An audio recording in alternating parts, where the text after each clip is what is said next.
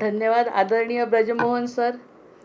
इतकं सुंदर मार्गदर्शन सकाळी उठून शरीरासाठी योग किती आवश्यक आहे, प्राणायाम योग याद्वारे या वर्गाची सुरुवात होते.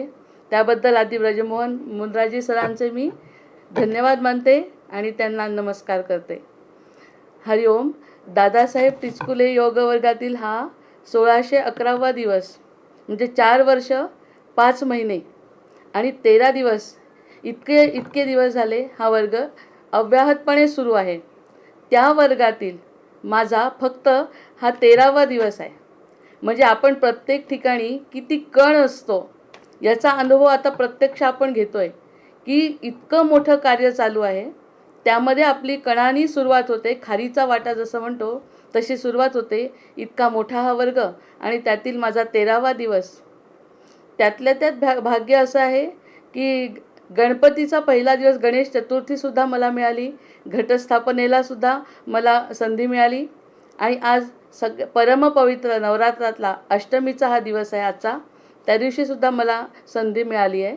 त्याबद्दल मी योगाचार्य रामकृष्ण ठवकर सरांचे आणि इतर आदरणीय साधक भक्तांचे मी आभार मानते. सगळ्यांमध्ये विराजित असलेल्या हृदयस्थ परमात्म्याला नमस्कार करते, सद्गुरूंना नमस्कार करते आणि आपल्या या शक्तीचा जो उत्सव सुरू आहे त्यातला हा 8व्या दिवसाचं निरूपणाला प्रारंभ करते. सदा सर्वदा योग तुझा घडावा, तुझे कारणी देह माझा पडावा.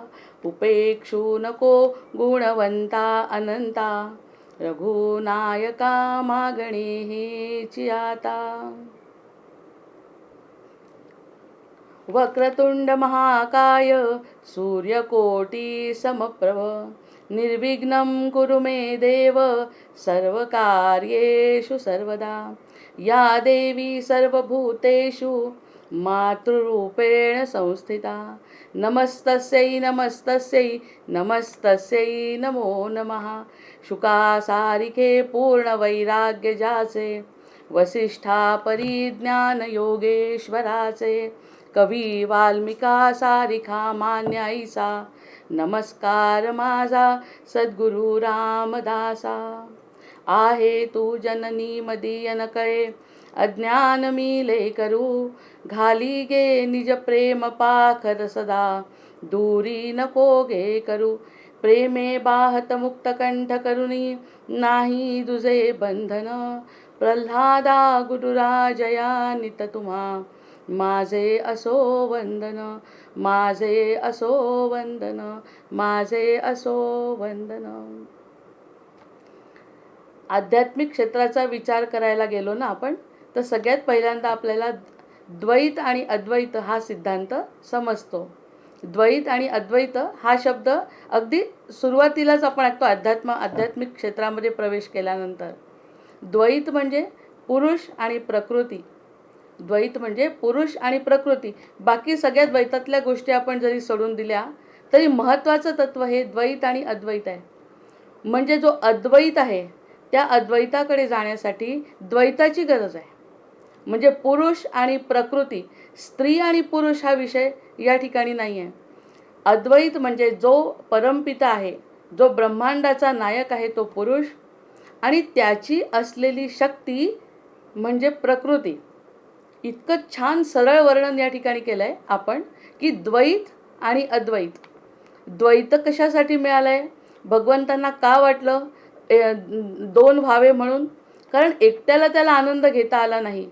मग ती जी शक्ती आहे ती शक्ती म्हणजे प्रकृती आहे, प्रकृती किंवा माया.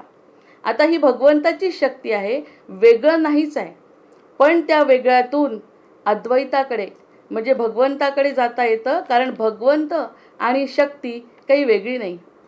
अशा प्रकारची जी शक्ती आहे म्हणजे ज्याच्याद्वारे भगवंत प्रगट होतो ती शक्ती म्हणजे आपली प्रकृती आहे.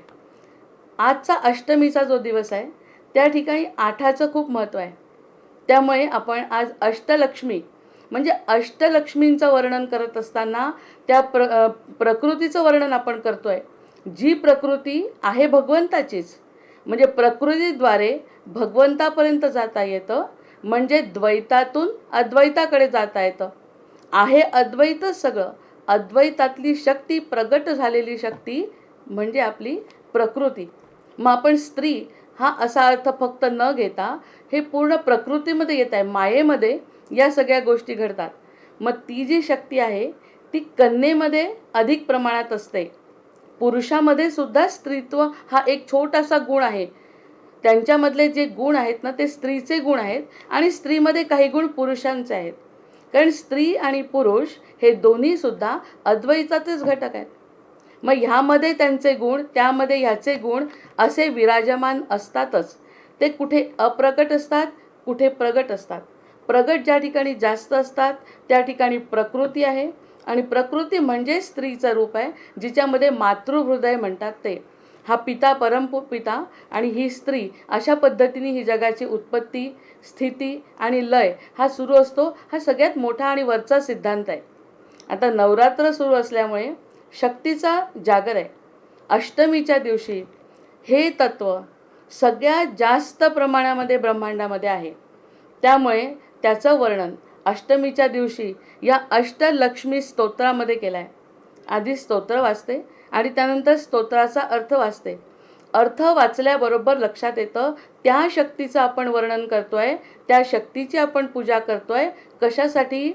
स्वतःमधली ती शक्ती जागृत करण्यासाठी. उदयोस्तु उदयोस्तु उदयोस्तु म्हणत असताना आपण आदिशक्तीचा जेव्हा उदय म्हणतो त्यावेळी आपल्यामधली सुद्धा ती शक्ती जागृत होत असते. आणि ती पुरुष आणि स्त्री अशी वेगळी नसून ती शक्तिरूपेण संस्थिता असं म्हटलं आहे. त्या शक्तीचं वर्णन या अष्टलक्ष्मी स्तोत्रामध्ये अष्टमीच्या दिवशी करण्यासारखा महद्भाग्य नाही. अष्टलक्ष्मी स्तोत्र बघा. सुमनस वंदित सुंदरी माधवी चंद्र सहोदरी हेममये मुनिगण वंदित मोक्षप्रदायिनी मंजुल भाषिणी वेदनुते पंकजवासिनी देवसुपूजित सद्गुणवर्षिणी शांतिसुते जय जय हे मधुसूदन कामिनी आदिलक्ष्मी परिपालय माम. हे पूर्ण स्तोत्र म्हणते, पण त्यात या प्रत्येक शब्दाचा अर्थ बघा. ज्या ज्या रूपामध्ये तिचं वसतिस्थान आहे त्या लक्ष्मीला मी वंदन करते. सगळ्या मुनिगणांची ती शक्ती आहे. पंकज म्हणजे कमळामध्ये तिचा निवास आहे. अतिशय सुमधुर असं तिचं भाषण आहे. तिच्यामध्ये सगळे सद्गुण भरलेले आहेत. या सगळ्या सद्गुणांनी भरलेल्या लक्ष्मीचं वर्णन मी करते आणि ती लक्ष्मी मला प्रसाद रूपाने पावो अशी मी प्रार्थना करते. असे अतिशय साधे शब्द, प्रत्येक शब्दाकडे लक्ष देऊन ऐका, त्यातून आपोआप तो अष्टलक्ष्मीमधला भाव निर्माण होतो. सुमनस वंदित सुंदरी माधवी चंद्र सहोदरी हेममये मुनिजन वंदित मोक्षप्रदायिनी मंजुल भाषिणी वेदनुते पंकजवासिनी देव सुपूजित सद्गुणवर्षिणी शांतिसुते जय जय हे मधुसूदन कामिनी आदिलक्ष्मी परिपालय माम. जय जय वर्षिणी वैष्णवी भार्गवी मंत्रस्वरूपिणी मंत्रमये सुरगण पूजित शीघ्र फलप्रद ज्ञान विकासिनी शास्त्रनुते भवभयहारिणी पाप विमोचनी साधुजनाश्रित पादयुते जय जय हे मधुसूदन कामिनी धैर्यलक्ष्मी परिपालय माम. जय जय दुर्गति नाशिनी कामिनी सर्वफलप्रद शास्त्रमये रथगज तुरग पदादि समावृत परिजन मंडित लोकनुते हरिहर ब्रह्म सुपूजित सेवित ताप निवारिणी पादयुते जय जय हे मधुसूदन कामिनी गजलक्ष्मी परिपालय माम.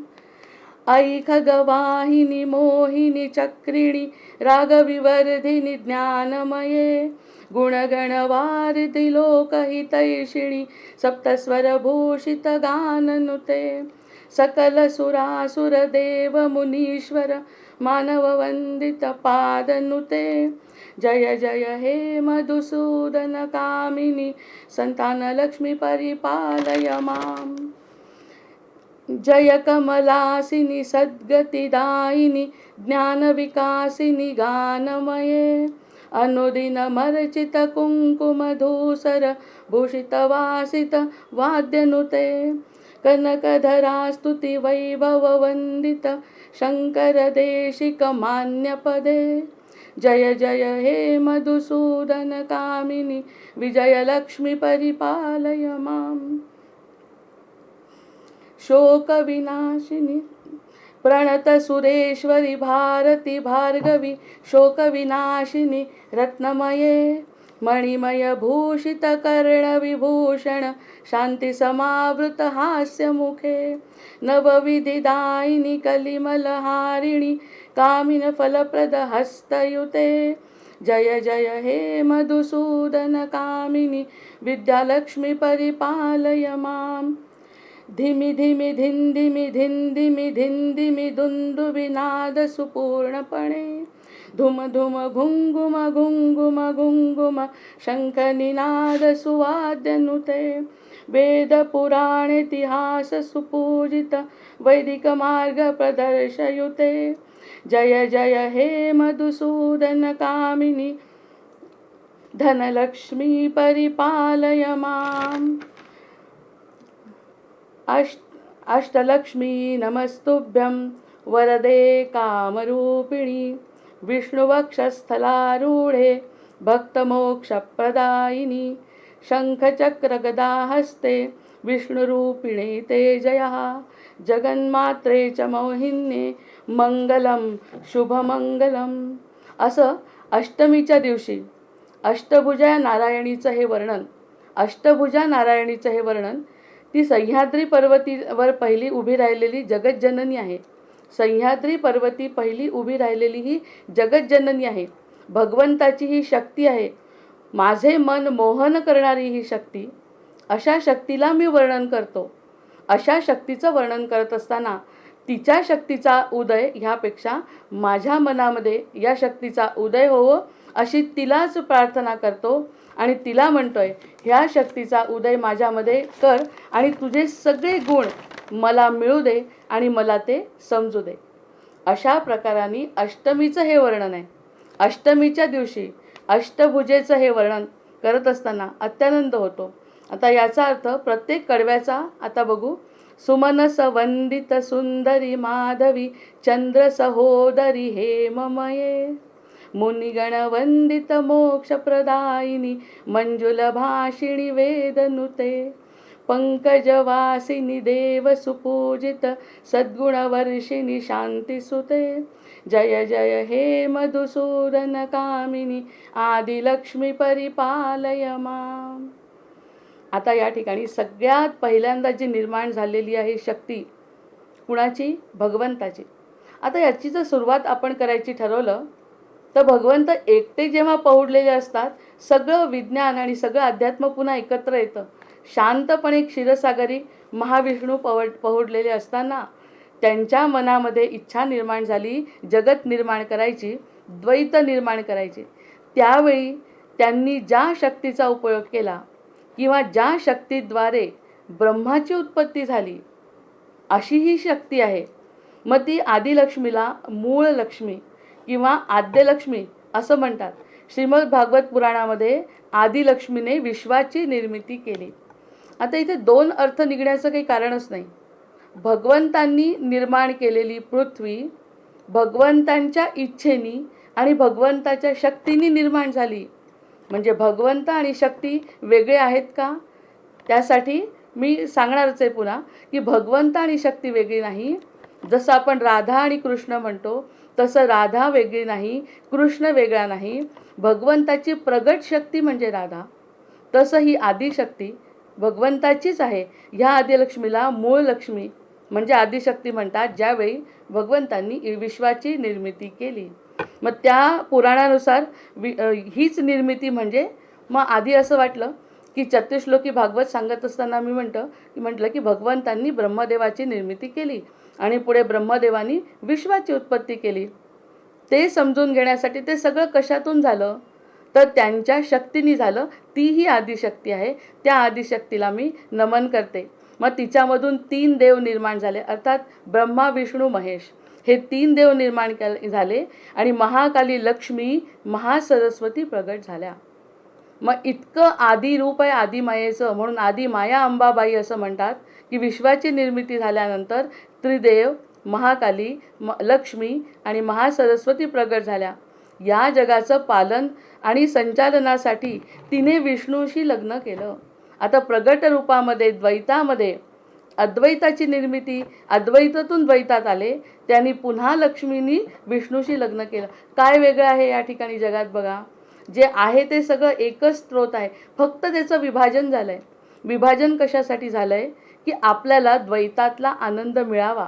ह्या एका कल्याणकारी हेतूनी भगवंतांनी जी निर्मिती केली ती भगवंताची निर्मिती म्हणजेच आपली आदिमाया अंबाबाई किंवा तिची ही वेगवेगळी रूपं आहेत, ज्याला आपण त्रिदेव महाकाली लक्ष्मी महासरस्वती असं म्हणतो. म्हणजे एकदा का या अष्टलक्ष्मी रूपाचं वर्णन केलं की अगदी सुरुवातीला आपण जाऊन पोचतो आहे आणि तिने पालन आणि संचालन करण्यासाठी ती शक्ती.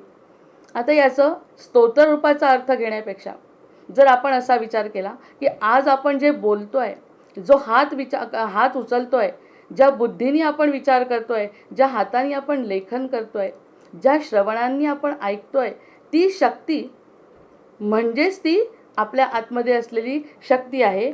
अशी ही शक्ती निर्माण केली भगवंतांनी. मग तिने लग्न केलं आणि महालक्ष्मी ही आपलं जीवन निर्माण करते. हे जे काही ब्रह्मांडामध्ये आपण करतोय, आपला जन्म झाल्यानंतर जे जे काही कर्म होतात ते सगळे ज्या शक्तीद्वारे निर्माण होतात तीच ती शक्ती आहे. अतिशय सुंदर आहे दिसायला. आत्ताच आपण चंद्राचं आसन घेतलं आहे, चंद्राचं आसन ऐकलं आहे. चंद्र सूर्य हे सगळे तारामंडलं ज्या शक्तीच्या आधाराने चालतात ती शक्ती भगवंताची आदिशक्ती आहे. त्या शक्तीचं ह्या पहिल्या कडव्यामध्ये वर्णन केलं आहे. म्हणजे सुमनस वंदित सुंदरी माधवी. माधव आणि माधवी असं काही वेगळं नाही आहे. माधवातून निर्माण झाली माधवी, अतिशय सुंदर आहे. चंद्र सहोदरी आहे, चंद्राची शीतलता तिच्यामध्ये आहे. त्यानंतर मुनिगण वंदित. आपल्याला ज्या गोष्टी समजत नाहीत ना त्या गोष्टी मुनिजनांना समजतात आणि त्या मुनिजनांनी त्या शोधून ठेवल्या आणि त्या शक्तीला ते वर्णन करतात, जी शक्ती आपल्या अंतरात स्थिर आहे. त्या शक्तीशिवाय आपलं हात पाय सुद्धा हलू शकत नाही. महालक्ष्मींनी जीवन निर्माण करते. कुणाच्या सोबत? महाविष्णूंच्या सोबत तिने लग्न यासाठी केलं आहे की ज्यामुळे आपण विश्वाचा भार सांभाळू शकू आणि जीवनामध्ये सुख आणि समृद्धी देण्याचं काम ही आदिशक्ती करत असते. त्यामुळे या आदिशक्तीला प्रणाम करणं हे आपलं आदी कर्तव्य आहे. या ठिकाणी आता एक गोष्ट अतिशय स्पष्ट झाली आहे की अद्वैत समजण्यासाठी द्वैताची उपासना म्हणजे आदिमायेची उपासना केल्याशिवाय गत्यंतर नाही. भगवंत त्याशिवाय भेटू शकत नाही. आधी आपण आदिशक्तीची उपासना करतो आणि ती प्रसन्न झाली जेव्हा, तेव्हाच आपल्याला पुढच्या काही गोष्टी कळू शकतात.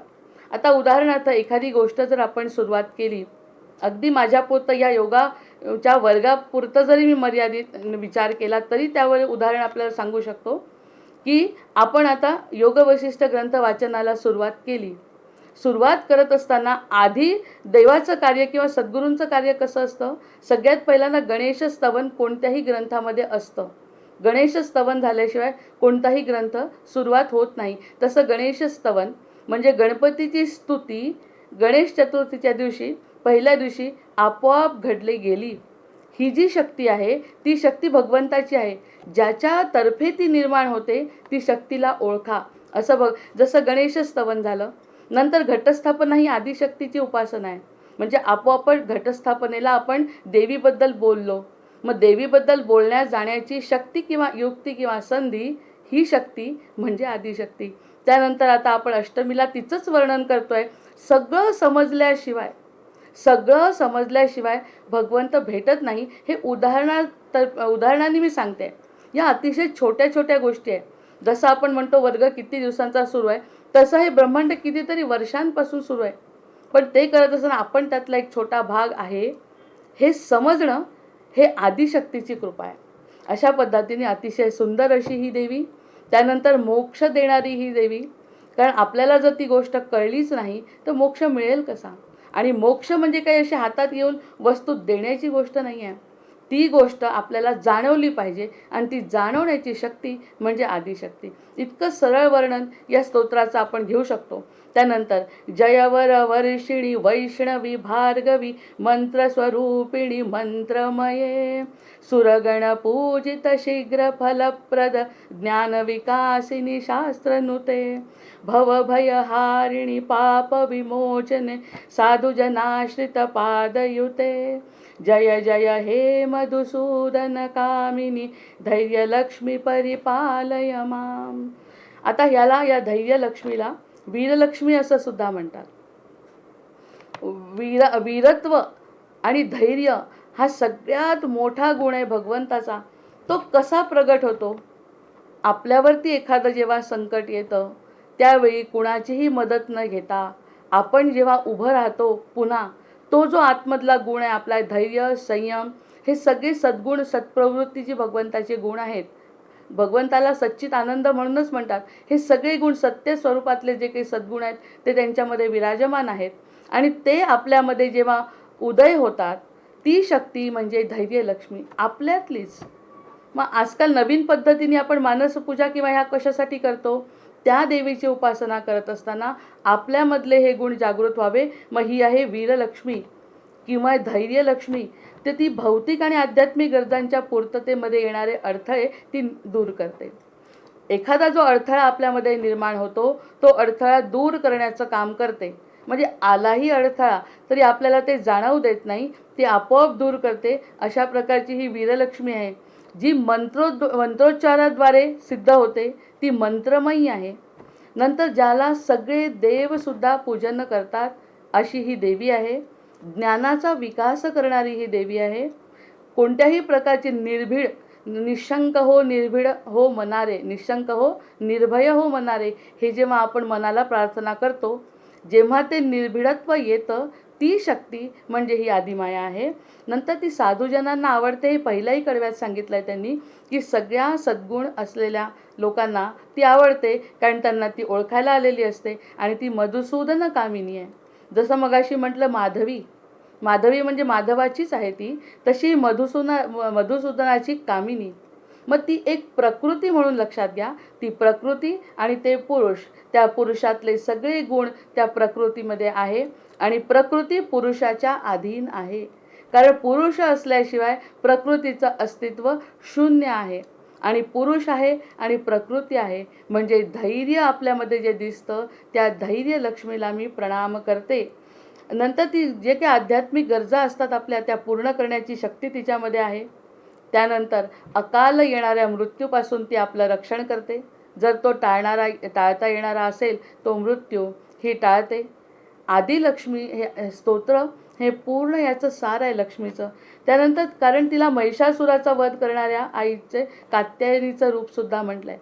म्हणजे जेवढ्या काही वाईट शक्ती आहेत त्या वाईट शक्तींचा नाश करणारी ही शक्ती आहे.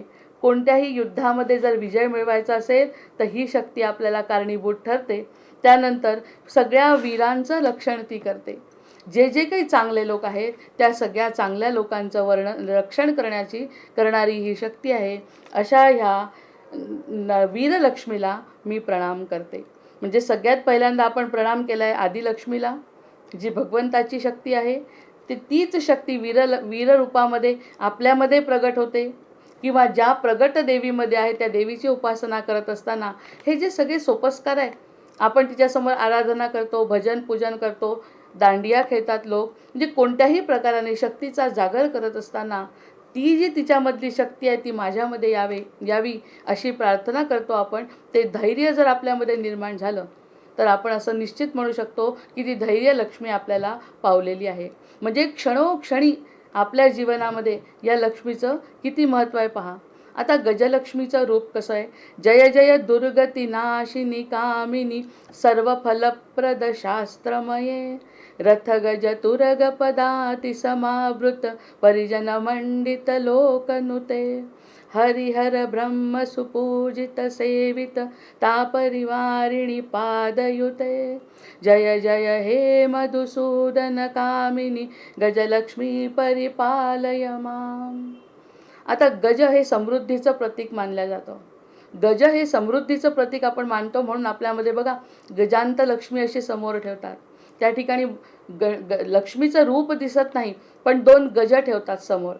गज म्हणजे समृद्धीचं. पूर्वीच्या काळी गज सांभाळणे म्हणजे घरामध्ये राजे रजवाड्यांकडे हे हत्ती सांभाळले जायचे. ते सांभाळणं म्हणजे एक प्रकारची आपली समृद्धी असते. आता जमिनीच्या सुपीकतेची ही देवी आहे. पूर्वी शेतीतून धान्य पिकवणारे शेतकरी जास्त होते. म्हणजे धान्याला आणि शेतीला महत्त्व जास्त होतं म्हणून जमिनीच्या सुपीकतेची ही देवी आहे.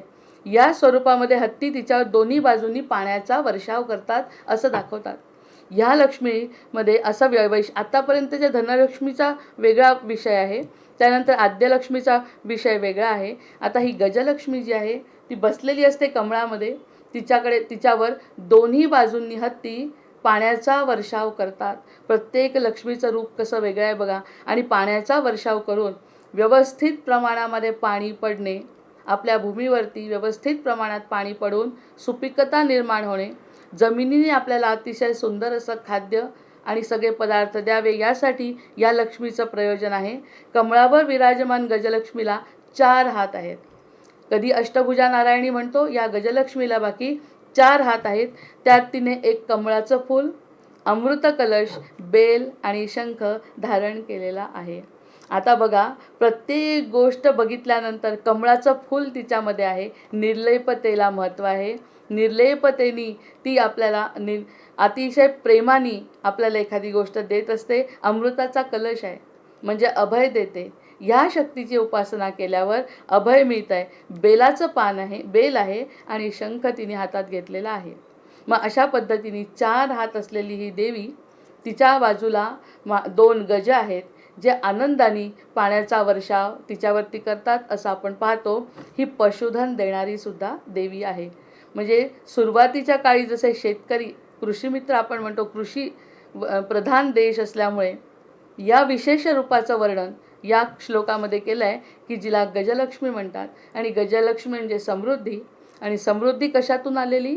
पिकांमधून आलेली, जमिनीतून आलेली. आणि तिला पाणी घालणारे हे समृद्ध असे 2 हत्ती तिच्या बाजूला दाखवतात. आणि 4 हातांमध्ये, एका हातामध्ये कमळ, दुसऱ्या हातामध्ये अमृताचा कलश, तिसऱ्या हातामध्ये बेल आणि चौथ्या हातामध्ये शंखनाद ती करते. शंख हा विजयाचं प्रतीक आहे. आता चौथी जी ऐख गवाहिनी मोहिनी चक्रिणी रागविवर्धिनी ज्ञानमये गुणगणवारधि लोकहितैषिणी सप्तस्वरभूषित गाननुते सकल सुरासर देव मुनीश्वर मानववंदित पादयुते जय जय हे मधुसूदन कामिनी संतान लक्ष्मी परिपालय मां. अशा पद्धतीने स्कंद मातेचं हे रूप आहे.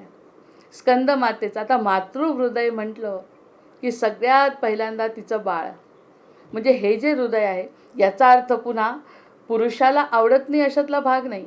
पण मातृहृदय संतांना माऊली का म्हणतात? कारण मातेचं ते लक्षण आहे. मातेचं लक्षण म्हणजे पुरुष किंवा स्त्री हा भेद नाहीच आहे. अद्वैतामध्ये पुरुष आणि स्त्री हा भेद नाही.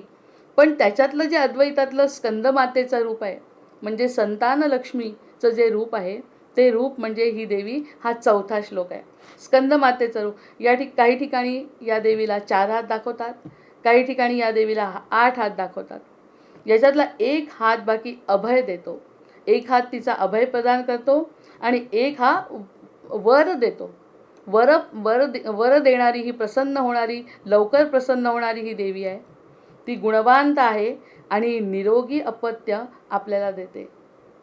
या सगळ्या गोष्टींचं महत्त्व आपल्याला कळेल आता. एखादं अपत्य जेव्हा काहीतरी व्यंग घेऊन निर्माण होतं तेव्हा आपल्याला कळतं की आपलं अपत्य चांगलं आहे. म्हणजे कोणतीही गोष्ट जेव्हा वाईट बघतो तेव्हा चांगल्या गोष्टीची किंमत कळते. मग ही देवी काय करते? निरोगी गुणवान असं अपत्य आपल्याला देते. म्हणजे ज्या काही चांगल्या गोष्टी आपल्या जीवनामध्ये घडल्या आहेत त्या देत असताना ह्या देवीचाच सगळ्यात मोठा आशीर्वाद आपल्यावरती असतो हे समजायला पाहिजे. हे रूप आहे संतान लक्ष्मीचं रूप आहे. मुलांबद्दलचा स्नेह आणि त्या प्रेमाचं ती प्रतीक आहे. मुलं म्हणजे प्रत्यक्ष एक मूल स्वतःचं हा विषय नाही. कोणत्याही गोष्टीचा थोडक्यात श्लोक जेव्हा म्हणतो आपण मंत्ररूप म्हटलं आहे तिने, ज्ञान वाढवणारी ती देवी आहे. ते एका गोष्टीमध्ये ती मर्यादित कधीच असू शकत नाही. फक्त मी आणि माझा मुलगा असं वैशिष्ट्य त्यामध्ये नाही आहे. ती मातृहृदयी देवता आहे.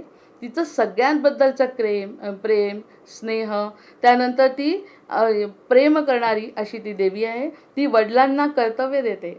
जर वडिलांना काय देते ही देवी, तर ती कर्तव्य करण्याची शक्ती देते आणि आईला सुख प्रदान करते. आता जुन्या काळचं वर्णन असल्यामुळे ह्या दोन गोष्टींना द्वैतामध्ये आपण विचार करतोय असा, की एखाद्याने आपल्याला कुटुंब दिलं आहे आणि कुटुंबामध्ये प्रेमवत्सल अशी आपली आई जी आहे ते रूप म्हणजे संतान लक्ष्मीचं रूप आहे. मग ती देवी तशी आहे. संतान लक्ष्मीचं वर्णन करत असताना हे मातृहृदय मला मिळावं. या देवी सर्वभूतेषु मातृरूपेण संस्थिता नमस्तस्यै नमस्तस्यै नमस्तस्यै नमो नमः. मग ती कशी आहे? लोकहितैषिणी, लोकांचं हित करणारी आहे. नंतर सप्तस्वर भूषित, हे जे 7 स्वर आहेत संगीताचे त्याचं सुद्धा ज्ञान देणारी ही देवी आहे.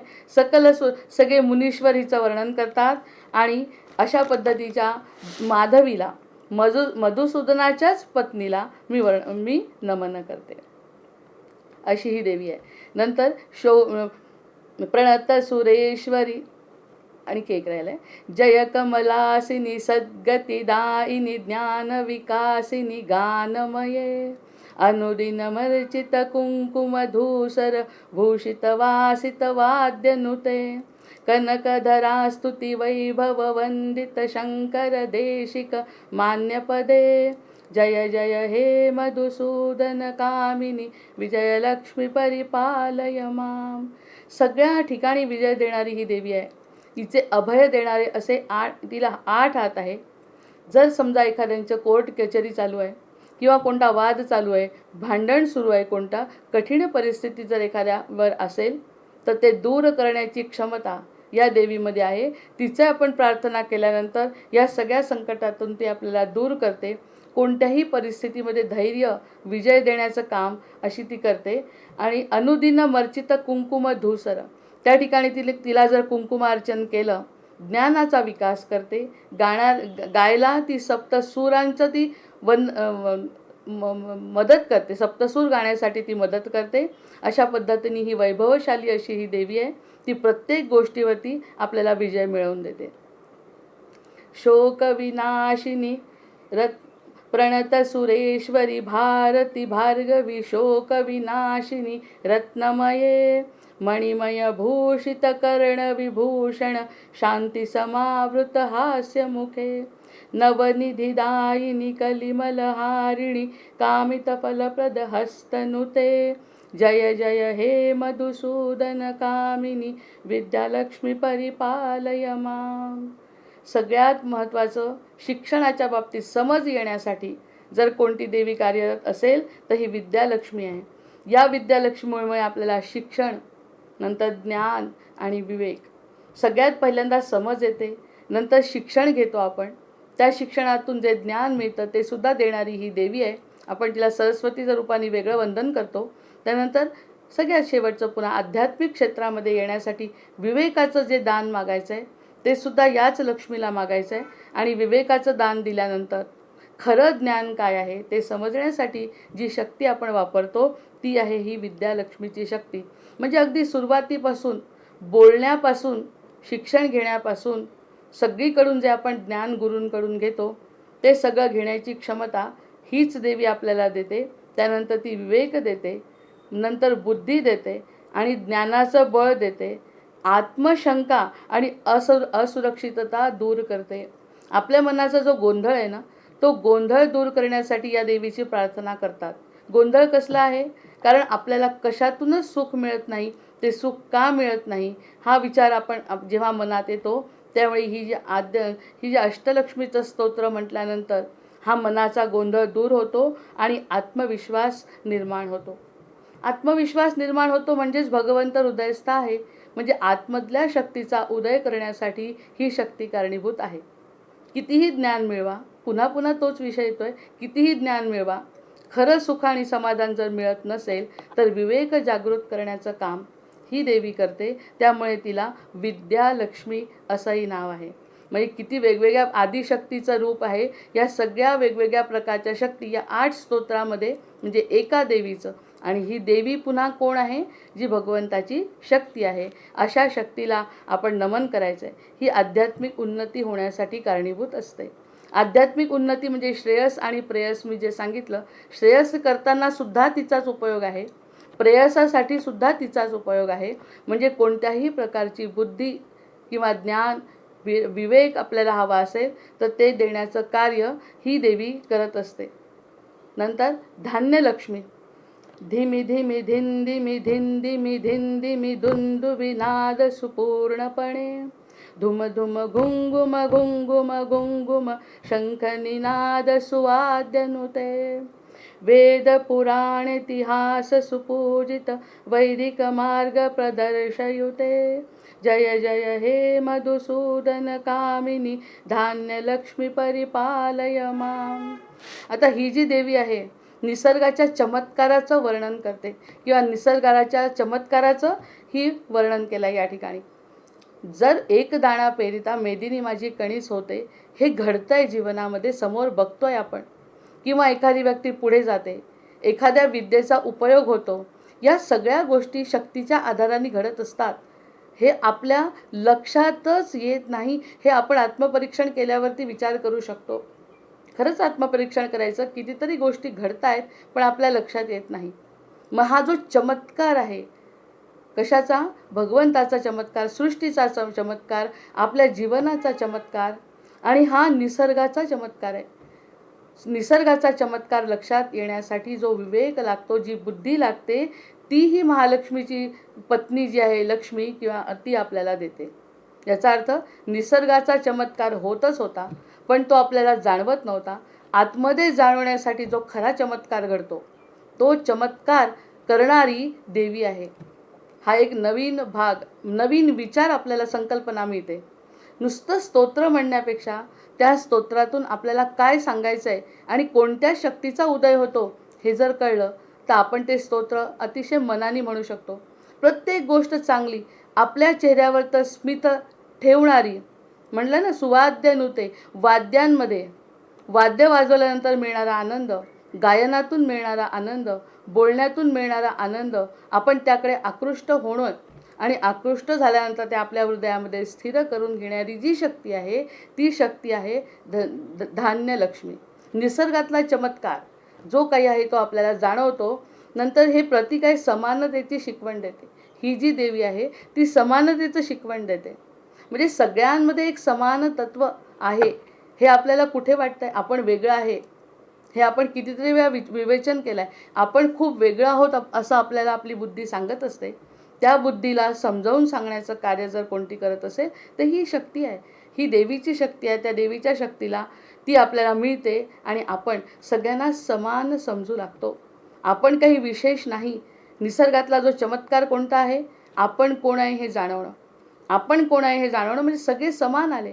त्यांच्यामध्ये काही चांगले गुण आहेत ते आपल्यामध्ये घेणं, आपल्यामधले चांगले गुण त्यांनी बघणं, या सगळ्या समानतेचे जे गुण आहेत ते सगळे ही लक्ष्मी आपल्याला प्रदान करते. निसर्गाच्या चमत्काराचं वर्णन करते. निसर्गाच्या चमत्काराचं हे प्रतीक आहे. समानतेची ही शिकवण देते. निसर्ग जसा सगळ्यांसाठी समान आहे, निसर्ग कधीही वेगळा नाही. निसर्गाने ह्यांना जास्त पाऊस दिला, यांना कमी दिला, यांच्यासाठी जमीन वेगळी, त्यांच्यासाठी जमीन वेगळी, असं जर निसर्ग करत नाही तर आपल्याला ती समानता कळायला पाहिजे. हा चमत्कार कळणे ही गोष्ट महत्त्वाची. आपल्या कोणताही भेदभाव निसर्गामध्ये झाला नाही. आपलं रक्त वेगळं आणि परदेशातल्या लोकांचं रक्त वेगळं, आपले डोळे वेगळे, आपल्याला समज वेगळी, आपलं दुःख वेगळं आणि त्यांचं दुःख वेगळं, असं काही नाही. दुःखाचं स्वरूप जरी वेगळं असलं तरी सगळ्यांमध्ये एक समान तत्व आहे. सगळे समान पातळीवर आहेत हे सांगून देण्याचा हा मोठा चमत्कारच आपल्या जीवनामध्ये घडतो आहे. हा खरा चमत्कार आहे. आपण म्हणतो चमत्कारांवर माझा विश्वास नाही, पण मला माझी जाणीव होणे हे देवीचा आपल्याला मिळालेला आशीर्वाद आहे असं समजायचं. अशा पद्धतीने ह्या देवीची उपासना, तिचं वर्णन करत असताना, तिला साडी नेसवत असताना, साडी हे स्त्रीचं प्रतीक आहे म्हणून आपण तिला साडी नेसवतो. पण पुरुषसुद्धा तिला जेव्हा साडी नेसवतात, त्यांच्या स्त्रीत्वातले सद्गुणांचाच अंश ते जागृत करत असतात. माऊली माऊली म्हणून तिला हाका मारत असतात. ती त्यांची स्वतःची सुद्धा शक्ती जागृत करत असतात. म्हणजे हे जे चमत्कार, सगळ्यात मोठा चमत्कार कशामुळे घडला आहे की हे सगळं आहे हे मला आता जाणवलं आहे. शिक्षणाच्याही पुढे आध्यात्मिक प्रगती करण्यासाठी जो विवेक लागतो तो या लक्ष्मीच्या आराधनेने आपल्याला मिळत असतो. मग ते कशाच्या रूपाने आपण प्रगट करतो? कन्या पूजनाच्या निमित्ताने अष्टमीच्या दिवशी हा सगळ्यात जास्त प्रमाणामध्ये आसमंतामध्ये हे स्त्रीतत्व जागृत असतं. हे ऋषीमुनींनी ओळखलं आहे. त्याच्यामुळे अशा प्रकाराने ह्या आपण आराधना करायची आहे. धान्य आणि पोषणाची ही देवी आहे. धान्य देणारी, पोषण करणारी. याच्यासाठी पुन्हा आपण विचार केला की जेव्हा धान्य चुकीचं यायला लागलं आणि खराब व्हायला लागलं तेव्हा आपल्याला समजतं की ती जमीन आपल्यासाठी काय करत होती. एखादी गोष्ट जेव्हा चुकते तेव्हा आपल्याला समजतं प्रदूषणाचे परिणाम काय आहे. ती शक्ती का निद्रिस्त झाली, का ती आपल्याला तेवढ्या प्रमाणात आणि सकस धान्य का देत नाही, कारण आपलंच कुठेतरी काही चुकतं आहे. ही शक्ती जागृत होणं आवश्यक आहे. प्रत्येकाच्या मनामध्ये त्या भूमीबद्दल प्रेम निर्माण झालं पाहिजे. जेव्हा हे अष्टक म्हणतील तर त्या लोकांना ती शक्ती आपोआप मिळेल आणि ते तसं चुकीचं काहीही वागणार नाही. एक जण असा आहे की जे कुठे कुठे दूर दूर डोंगरदऱ्यांमध्ये पसरलेले प्लास्टिकचे कागद सगळे गोळा करतात आणि ज्यांनी पाठवलं त्यांच्या घरी आणून सोडतात. हे कष्ट करतात की ती देवी आहे, ते जी शक्ती आहे ना ती काम करू शकत नाही, इतकं प्रदूषण आपण करतोय. मग ही जर आपण प्रार्थना केली तर ती व्यक्ती असं चुकीचं काही काम करणार नाही, कारण त्यांच्यामध्ये ही धान्य लक्ष्मीचा उदय होईल आणि ती सांगेल मी जे देते आहे ते उत्तम देते आहे, तुमच्या पोषणासाठी देते आहे, तुमच्या कल्याणाकरता देते आहे. हे सगळं देत असताना तुम्ही माझी आराधना फक्त पूजेमध्ये आणि आरतीमध्ये न करता हे समजून घ्या, मी समान आहे सगळ्यांसाठी. सगळ्यांसाठी समान असलेली ही आपली आई म्हणजेच ती अंबादेवी किंवा जगदंबा. ती जगदंबा म्हणजे आपल्या विष्णूंची शक्ती आहे. कोणीतरी प्रश्न विचारेल तेव्हा तुम्ही सांगता की विष्णूंची उपासना करा, विष्णूंनी निर्मिती केली. विष्णू एकटे कसे निर्माण करणार आहे? विष्णूला प्रकृती निर्माण करण्यासाठी एका शक्तीची गरज आहे आणि ती शक्ती म्हणजे आपली ही आदिशक्ती, आदिमाया अंबाबाई. आणि तिची ही 8 रूपं आपण जे बघितले त्या प्रत्येक रूपामध्ये ती विद्या देते, संतान देते. आपला वंश वाढल्याशिवाय आपली प्रगती काय? आपण थांबून जाऊ ज्या ठिकाणी आहे त्या ठिकाणी. म्हणजे आपली वंशवृद्धीसाठी सुद्धा जी शक्ती कार्यरत आहे ती सुद्धा ही देवी आहे. धान्य आणि पोषणाची ही देवी आहे. तिच्या कृपेने धान्य टिकून राहतं. आता याच्या नकारात्मक विचार आपण जेव्हा करतो तेव्हा लक्षात येतं की धान्य टिकत का नाही, कारण त्यावरती तशा प्रकारचे संस्कार, मंत्रांचे संस्कार त्यावर होत नाहीत. त्यामुळे ते धान्य टिकत नाही. मग जे टिकत होतं किंवा टिकायला पाहिजे असं जर वाटत असेल तर ह्या 8 प्रकारच्या लक्ष्मींचं वर्णन 8 स्तोत्रामध्ये जे केलं आहे ते आपण करायला पाहिजे. आणि ते केल्यानंतर आजच्या दिवशी, अष्टमीच्या दिवशी कन्यापूजन करून, देवीची घटस्थापना आहेच घरामध्ये झालेली, कन्यापूजन करून ह्या 8 दिव्य शक्तींचा उपयोग आपल्या जीवनामध्ये व्हावा असं वाटत असेल तर हे स्तोत्र म्हणणं आवश्यक आहे. स्तोत्रांचं म्हणणं यासाठी आवश्यक आहे. नंतर धन आणि मिळतं. धन मिळाल्यानंतर समाधान मिळतं. धन मिळाल्यानंतरचं जे समाधान आहे ते समाधान टिकवून ठेवण्याचं कार्यसुद्धा अशी ही लक्ष्मी करत असते.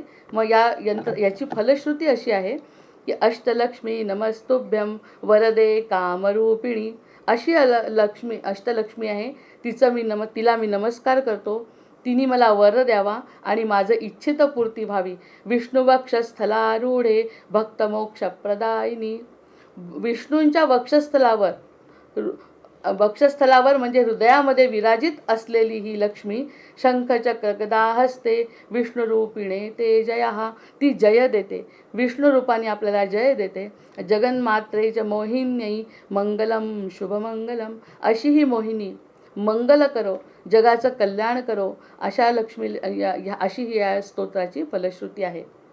स्तोत्राची फलश्रुती म्हणण्यापेक्षा आपण ते स्तोत्र अनुभवलं ना तर ती गोष्ट आपल्याला खरंच जाणवेल की ही लक्ष्मी आणि हा विष्णू म्हणजे जगाचे पालनहार आहेत.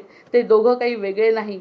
या दोघातूनच आपण एकाकडे जाऊ शकतो. जे समाधान आपल्याला, आनंद आपल्या हृदयामध्ये मिळतो तो कशाचा परिणाम आहे? या देवीचा परिणाम आहे. आणि या देवीच्या रूपाने आपल्याला ते समाधान मिळतं.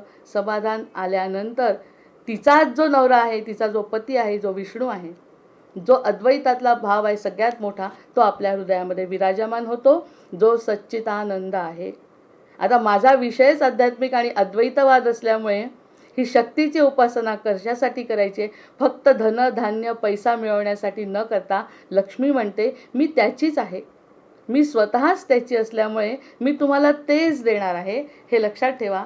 आणि माझी उपासना करत असताना माझ्याकडून कल्पवृक्ष आणि अमृत कलश हाती लागलाय असं समजून त्या अमृताचा फायदा घेऊन अमरत्व प्राप्त करावं अशी तिची स्वतःची इच्छा आहे. अशा पद्धतीने आपण स्तोत्राचं स्तवन करायचं आहे.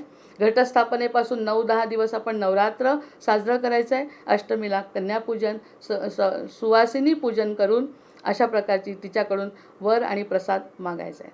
या ठिकाणी मी थांबते आणि माझ्या आजोबांनी तयार केलेली आरती सरस्वतीची असल्यामुळे त्या ठिकाणी म्हणते.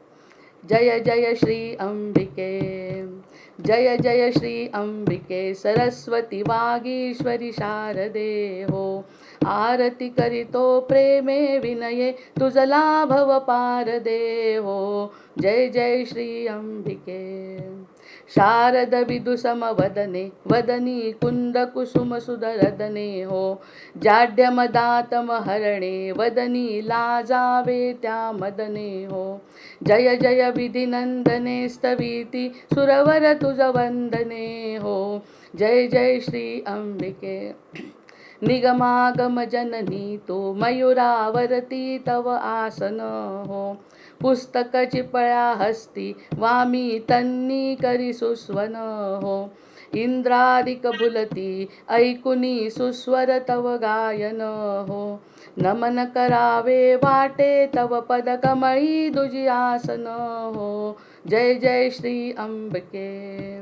कृपावंत जरी होसी, मूढ ही बृहस्पती समवक्ता हो. पंगुरंध्रगिरिकांता, शक्ती येई थोट्या हाता हो. कर्तुम शक्ता, जगती स्वतंत्र तू देवता हो. सुरवर किन्नर गात्रा, फुलविषय आपुल्याने भक्ता हो. जय जय श्री अंबिके. वर्णन करिता थकला शेषही, वर्णन करिता थकला शेवटी, निर्मळ तव गुण गाता हो. नपवे पार विधाता, अन्य नराची मग का कथा हो. ही नदी न मी ठेवी, चरणी तुझ्या माथा हो. बुद्धी देई तरस्वती, पूर्ण सरस्वती या रंगनाथा हो. जय जय श्री अंबिके. जय जय श्री अंबिके, सरस्वती वागीश्वरी शारदे हो. आरती करीतो प्रेमे विनये, तुझला भव पार दे हो. जय जय श्री अंबिके. जय जय श्री अंबिके. जय जय श्री अंबिके. उदयोस्तु उदयोस्तु उदयोस्तु. हरि ओम हरि ओम हरि ओम.